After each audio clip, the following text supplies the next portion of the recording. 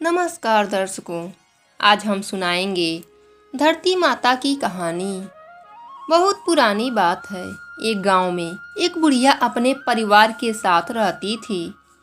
कुछ दिनों बाद बुढ़िया के बेटे की मृत्यु हो गई और उसके बहू की भी मृत्यु हो गई। अब घर में बुढ़िया और उसकी एक पोती बचे थे।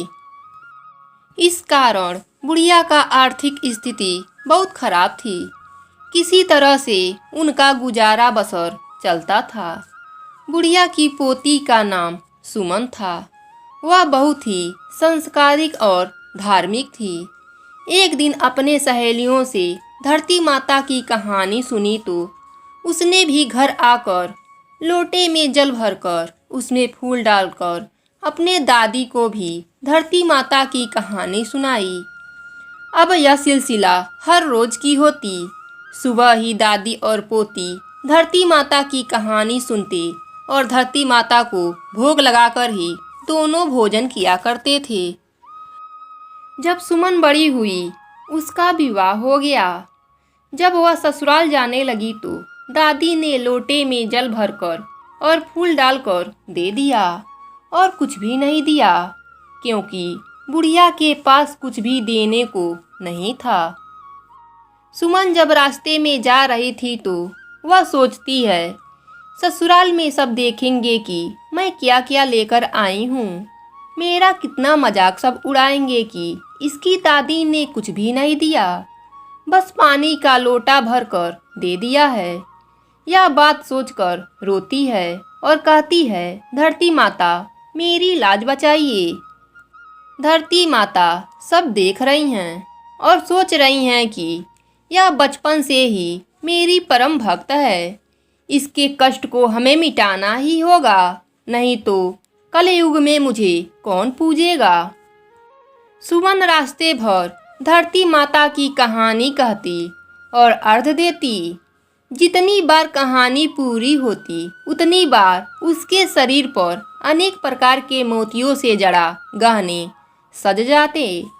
सुमन खूब पहन ओढ़कर ससुराल जाती है। सबने देखा तो बोला, बहू तो बहुत ही अनमोल गहने लाई है। सबने बड़ा ही सुमन को सम्मान दिया। सुमन के ससुराल वाले भी बहुत गरीब थे। जब बहू घर में आई तो सास ने अपने बेटी से कहा, जा पड़ोस में से चावल उधार मांग ला, तब बहू के लिए कुछ भोजन बनाऊं। बहू ने कहा, सासू माँ मेरे लोटे में से जल लेकर रसोई बनाइएगा। सास ने बहू के लोटे में से जल लेकर रसोई बनाई तो रसोई अनाज से भर गया। सास ने कहा, बहू भोजन कर लो। बहू बोली कि ससुर जी ने नहीं खाया, आपने नहीं खाया, पति ने नहीं खाया तो मैं कैसे खा लूं।